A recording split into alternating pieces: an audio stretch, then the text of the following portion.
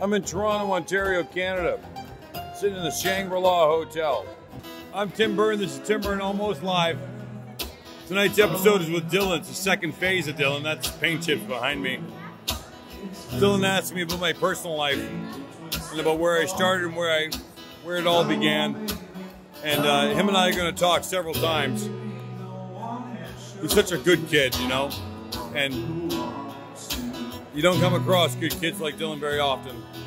And my life is full of bullshit, and a lot of bad things happen, a lot of good things, and Dylan pries into it. And I think you're going to really like this podcast. I'll see you on the backside, okay?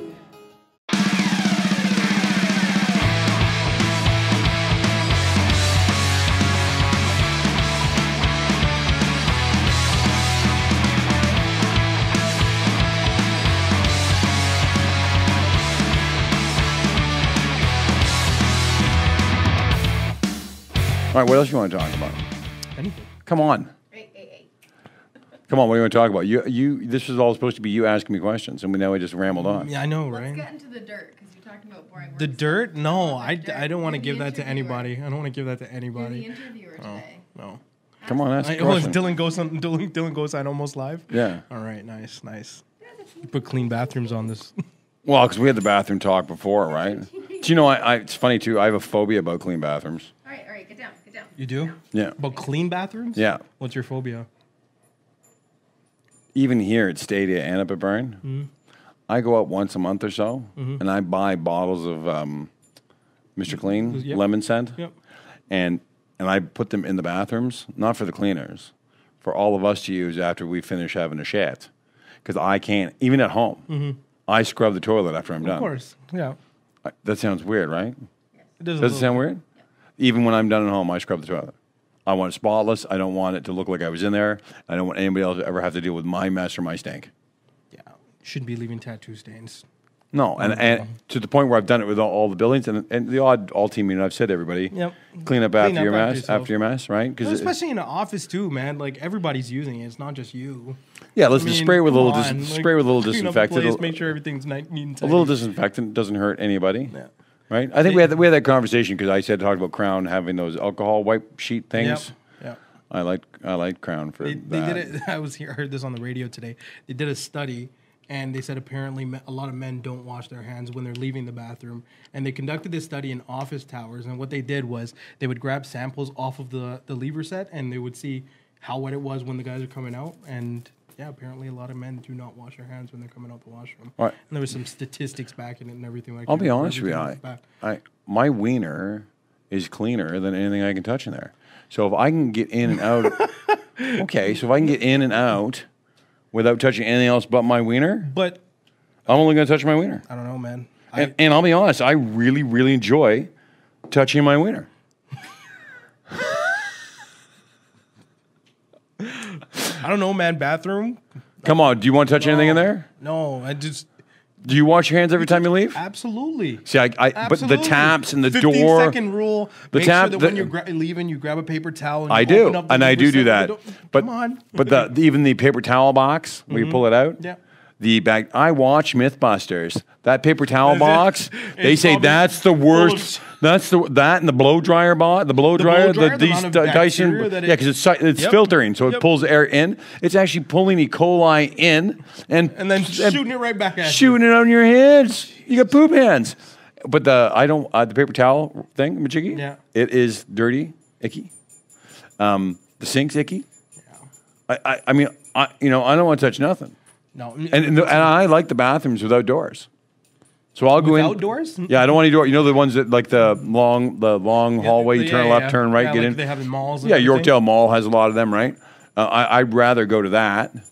Like I would look for that than to be able to touch any door. Or when watch a guy open the door and I'll give the foot. That is a good one. Right? That's a good right? one. And I've seen guys watch me not wash my hands. I've literally turned to guys and gone, I'm cleaner than this bathroom. Don't judge me. Don't judge me. I don't want to touch anything in there. Well, put a bunch of operators on the doors. When I- some waves. When I have a poopy at a public bathroom, I wash my hands because I have to wipe the toilet seat, touch things. Right, and you're in the shitter. I'm a full cleanup guy. I'll scrub my hands. When I'm peeing, if I can get in and out of a urinal and not have to touch anything, I'm good. I don't know. One or two. Unless your wiener's dirty, you got a dirty wiener. I can get why you want to wash your hands. But if you got a clean wiener, I can't wait for people to not want to shake your hand. This is right? right. He's gonna go to an association event. And people are gonna be like, oh no.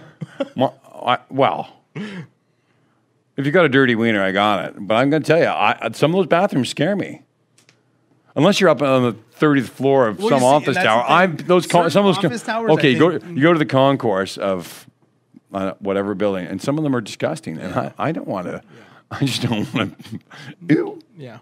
I don't want. I'd rather not. I'm scared to wash my hands, touch anything. And go and touch the paper towels and everything. Oh, just everything, right? Filled. I don't like it. Something that always scares me too is the soap dispensers, because you don't know if people messed with it. That always freaks me out. Okay, so when we were kids, one of the people that messed with it. Oh no, no, we're the reason why I have fear. We're the reason why golf courses put locks on the water barrels for the drinking water out in the 13th, 14th, 15th hole in the middle. You know, they have little cuppies and you can get water, and now they have them locked down with a hasp. We're the reason. What did you do? When we were 12 and 13 years old, we would shit in them. Oh my God, Tim! Are you serious? Okay, I never actually did the poopy, but a friend of mine clearly didn't wash your hands this time. A friend of mine, Glenn McLean. I watched him shit in one of those, put the lid up, and then we put it back in and ran away giggling. How old are you? He was 12. How old was I? I was 12 or 13. I didn't know any better. Yes, you did. I got to tell you, I didn't know. Yeah, okay, maybe I did. Yeah, 12 years old, you should have known better. But it was probably just so funny. I assume, I'm going to guess at that time we stole some CC, some Canadian Club, out of my dad's thing, because my dad buy a case of Canadian Club to give away to guys. Right. I would assume that we stole a bottle. We were smoking his smokes, sitting in Rolling Hills Golf Course, Gormley Greens out by Stouffville, which are now some other name at Woodbine and Stouffville South over there. Right. And we'd go play golf. But, we'd have one thing, we'd have a sleeve of balls and shitty clubs, and then he'd have to poop, and he pooped in one of the water. It only happened once. I thought it was incredibly funny, but I'm sure I guarantee we were the ones that created the policy. Lock him down. Because when Buddy pours the water, he's like, this water's brown. it's got cashews in it. What's with the corn? Why is it corn in my water? My God. Yeah, we were that kid, right? That did that. But we were also stealing golf too, because we'd climb out there on the 10th hole, right? And at 8 o'clock at night, Excuse me. And go play 6, 7 holes, right? What time at night? Oh, 8, 9, like just at the end, like on a July day, you go out in the golf course and finish dinner. I pedal down the street with my stolen bottle of whatever, and 13 years old, we'd be drinking it, and then we go out and hit golf balls at the 10th or 11th hole, just away far enough from the club so they couldn't see us. In twilight, it was dark. It was pitch black by the time we were done. Did you jump the fence and go in? Yeah. Well, back then, still had a population of all of 12,000 people back then. Right. There was nobody around. It wasn't like we were like waving to people. There was no houses on the golf course, right? It was just us, and there was cows. Right. We cow tipped too. You cow tipped? Yeah, cow tipping. Wow. Yeah, Richard Francis from SEI and I. SEI, the glass company. Yeah. So we've been friends since we were 13, 14 years old, and we'd, again, be drinking my dad's booze. Thank God my dad's dead. My dad right now would be in heaven going, drinking my booze. My booze. It was rotten my children. CC. Right? Well, my mom would hide cigarettes, too, around the house, and we'd steal them. You steal Well, everybody smoked back then. Right. So we would go out and be hammered, and we'd go out in the field, and cows would sleep standing up. Not close together, but close enough. And you'd have to hop the fence. Pitch black. And just shove them. Well, you have to run. Of course. You'd have to run and right? The problem is if you didn't knock it over. Oh, it's coming for you. No, but the whole herd starts moving. Oh, jeez. And it's dark out, right? So you kind of got one shot to give it a go? You don't. It's not like you get to go. Okay, go do it again. Do it again. Go. There's right there. All start moving. Was there times where you guys did fail? Oh yeah, fuck yeah! You'd run like mad because the cows would be moving. The problem is you can't see them; it's pitch black, but you can hear them, right? And it sounds like thunder, Right. right on the ground, right? And they start moving. You'd be panicked a bit because they'd squish up against fences, and they're kind of like bats. You know bats a cluster. They all get clustery, and because they can't see well either, and they're panicking because we're like, oh yeah, it's scary. But we used to cow tip. Cow tipping. Wow. Yeah, cow tipping was pretty popular in my time. That is very funny. Not at all, really. I think it's terrible, but we did it a couple times. Cow tipping. So how did cow tipping bring you to Stadia? Well, my old man owned a company called Byrne Glass. He was an immigrant. An Irish immigrant after World War. And by the way, all my siblings now are listening to this going, you got it wrong. You got the dates wrong. I got that. Okay. So Michael, Kevin, and Kelly, my two brothers and my sister are all like, you got all the dates wrong, Timmy. You don't know what you're talking about. Yeah. They all call me Timmy, right? Yeah. So sometime the war ended in 46, 47-ish. My dad was stationed in Egypt, Cairo. Really? Yeah, he was with the English Air Force. And my siblings right now are all going to type in and go, you're lying or whatever. Okay, So the legend goes, right? Assuming all my errors and omissions, right? He was 14, 15, snuck on couldn't join the Irish Air Force, went to England, joined the English Air Force. Right. 15, 16, Alex is like, wow, this is kind of cool. This is near the end of the war. War ends. He's in Cairo, Egypt. Ended up coming to Canada when he was done. I'm going to say it was 58. When he came to Canada? Yeah, 58. And no, I'm lying. It was 52. Mm-hmm. When was Uncle Mike born? He was born 62. I'm 67. He's 7 years older than me, so it's 60, right? 60. They got married in 59. That means Granddad came to Canada in 56, 55. So 7, 8 years later, came to Canada, 55. Right. Was in a boarding, an Irishman. My mother was half British and half Algonquin Indian. You're not allowed to say Indian anymore. Yeah. Aboriginal. Whatever. Native Canadian. Politically correct. Native Canadian. Politically correct. It's okay. That means I'm 1/8 or 1/4. I'm 1/4, right? 1/4, right? I'm 1/4. You're 1/8, Alex. Anyway, so my dad came here and he was 20. He was 25 now. My mother is 14. Wow. And my dad moves into a boarding house because everybody did boarding houses back. Rooming houses? Yep. You got a room. Yep. You paid your $5 a week. It came with food. Everybody after the war. So my father was in a boarding house that my great-grandmother ran, and my mother lived with my great-grandmother at the time because my grandmother was still at war. So my mom's mom didn't bring her up. My mom was brought up by her grandmother. Right. So she was in the house working with my mom, going to school. My mom working for my great-grandmother. My dad came and stayed at the house when he was 25, met my mother. Right. But by the time my mom was 18 and my dad was 28, they got married. My mom was 18, almost 19, and my dad was 28, and they got married. Yep. Creepy, right? Hey, different times, man. Different times. And then they had the 4 kids, Michael, Kevin, Kelly, and me. But my dad was doing, working as a carpenter. Right. Got involved with, and again, my siblings now are all going to chatter up that I'm wrong, but he got involved with LOF, and which is Libby Owned Ford. Okay. Which was not Libby Owned Ford at the time. It was, Pilkington's was the primary glass manufacturer. Pilkington's, LOF. I'm going to have names wrong. I'm going to have to ask Mike Jollymore from Viracon because he'll know every one of those names off by heart. Anyway, my dad started doing glasswork storefronts. For glasswork, just shitty glasswork, not big stuff. Just doing installs? Just doing installs. And those two big glass manufacturers at the time, in 1965-ish, somebody's going to Google this for me, in the mid-'60s, got caught for collusion. By CSIS and RCMP and all those guys. But at the time, it was a big deal. They got fined like $250,000. Woo. I have an invoice from my father. So like a door light, like our front door, 3x7 door light, that we get for $800. Yep. Not that. Let's say 1,000 for fun. My dad in 1967, I have an invoice floating around this office somewhere, and he got $1,300 1,300 in 1967 with the same door light. Wow. Yeah, making good jam, eh? Yeah, that's hell of a markup. Yeah, labor was $2 an hour, $3 an hour. Okay, he wasn't making that much. It was the glass companies.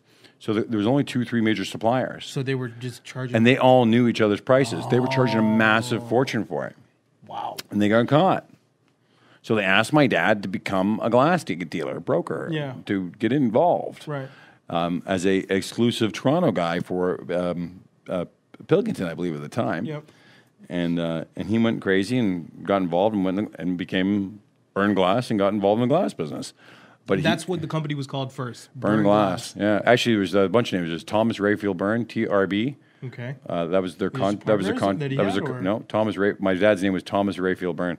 Got it. TRB. So he opened up a company. He opened a contract company. So like at College Park, he did like big buildings. Nice. Big. Shout out to GWL. Right? Yeah, big. Yeah. He did all that. Yeah. The whole thing.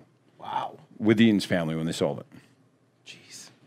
That building is incredible too, eh? Yeah, it's actually a lot more incredible than it's underspoken. You know, it's no, for sure. It's got a lot more. It's got a lot more nuances to the city, and I think it's also and because the heritage of the location that it's in too. But which will find itself again, right? No, 'Cause for sure. College, that's College and Yonge in Toronto, Ontario. And because Maple Leaf Gardens left now, Loblaws, it's just the whole area became a bit sinky for about 10 or 15 years. Yeah. It lost its mojo. Yeah. But Yonge and St. Clair, Yonge and Egg, they've all slowly, each corner's kind of went, we need a lot of condos. Yeah, we need to high density this and pump it up. Yeah. Anyway, so he went in the glass business and lots of little stories, but basically he screwed over his own people. So Pilkingtons and all those guys were given him machines to operate, and he went out and bought the machines himself and told them to screw off and I'll do it myself. Nice. Then he got pinched in a recession and went bankrupt. He went bankrupt a bunch of times. He went bankrupt. The biggest one that I know of, and my mother will correct me, was in 1976-7 for millions of dollars. He got a grant from the federal government, right, and then took that grant and borrowed from Royal Bank, and then went with that money from Royal Bank and the grant and double borrowed against Scotiabank. Oh my God! Got a whole shit pile of money. He had a 20 by 40 swimming pool in his office. On Denison Road in Markham. In his office? Yeah. Yeah, he drained it and made it into a filing cabinet room, but I honestly swam in it for several times. God. So he had a big glass wall, and he'd sit in his massive rosewood desk, and behind it was a swimming pool. In the industrial building. That is pretty darn cool. Can we do that? That sounds like fun. Right? Super fun, right? And this wasn't one of those blow-up pools. Like this. Oh, no, this is a fucking in-ground pool with 20-foot high ceilings that you'd have like at a rec center for YMCA. What? Yeah. Yeah, I'm telling you, it was super cool as a kid. Yeah, we got to get one of those at the office. Right? I agree. We got to get one of those. Right here. Yeah. And he went bankrupt, and then he went into business again in 79, 80, and I started working for him in 80. And you started off doing... in 79, I guess. I was 67. I was born 67. So I'm 12, 13 years old, and I can remember my dad getting me up out of bed to go to Oshawa Center. You know the mall out there?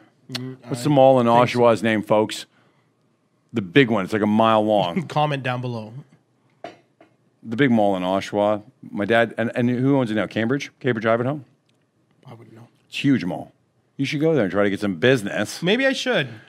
Anyway, I can remember going to do door lights with him on Sunday mornings when I was 12, 13 years old, and I started working for him. And you started out doing installs as well? I started hacking door lights out, and then I started cutting glass in the shop and going out with the boys. And literally, I was 13 years old. And I was a big kid, right? Like a big six. Yep. I was 6 feet when I was 13, 14. I was, 6'1" and 210 pounds. Woo! A 28-inch waist and pipes on me and no neck. I was a big boy because I used to hump glass with my old man. Right. By the time I was 15, I was working at Air Canada, the Terminal 1, which is, I think Terminal 1's gone now, right? No, Terminal 1's still there. Which one's gone? Terminal 3, 2? 2 is gone. So Terminal 2, when Air Canada was in Terminal 2 back 30 years ago, my dad did all the renovations there, all the glasswork, and that's where I worked nights and went to school during the day. When I was 14, 15, and about 2 weeks prior to my 16th birthday, I was dyslexic. Right. I hated school. I hated the kids I went to school with. I wasn't friends with anybody. I was completely antisocial and a mess. And I was getting 47% on everything. Wow. Like everything. Except one thing. What? One thing I used to get 99%. What? Year after year after year. What was that? Drama. Theater arts. Really? Yeah, theater arts. I love theater arts. I love the acting. Ironically, I'm doing a podcast now, but I used to like theater arts a lot. It was the only class I actually tried in. It was also the only class I didn't need to read or write. I could create, not read and write. Yeah. And creating has nothing to do with reading and writing. Not at all. So I was a sped kid, special ed kid. I literally was a sped kid my whole. In grade 8, Mrs. Cochran took me into a private room with my mother and gave me an IQ test because I was that stupid. Right. To determine whether I should be going to a trade school called Don Head or whether I should be allowed to go to regular high school or not. When I lost my sister, they did the same thing to me. Yeah, but you are stupid. No. Sometimes. Keep going. They took me in and they tried to prescribe me all of the different medication and all this stuff and put me in different classes because I was just.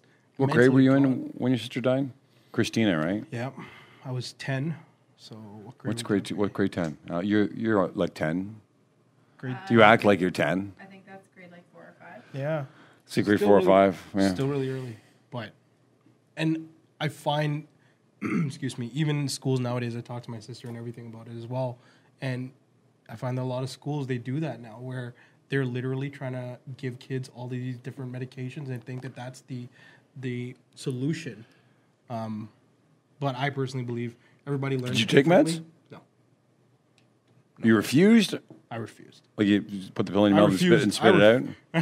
Like One Flew Over the Cuckoo's Nest? You're like Jack Nicholson. Is it Jack Nicholson? My mom refused as well. My mom was like, "There's no way in hell my kid's taking anything." But yeah, I was a sped kid. I mean, I was a sped kid. I was shitty at school, and Mrs. Cochran told my mother that at that time they put glasses on me, so I wore glasses. I didn't have meds back then, I guess, right? So they decided glasses had to fix the problem, and they told me I was lazy. I think it's also a societal problem too, though. I mean, I think that from young, it's put into kids' mind that school is the only way when it really isn't. That's Mr. Paint Chips behind me. Put my head above the foxhole. I'm Tim Byrne. This is Tim Byrne Almost Live. You just finished watching an episode with Dylan. We're going to continue that conversation about my life, where I started, where I'm going. I gotta let you know that only adversity teaches you how to become better. Life's tough, and divorce and ex-partners and family, and getting fucked over, having a dead kid, having close friends like Paint Chips. It's too short, you know, life. So you keep sticking your head above that foxhole, because you can't become a hero unless you do so. Have no fear. Find me on LinkedIn, Facebook, Instagram, and keep watching the show. There's lots to learn. I'll see you soon.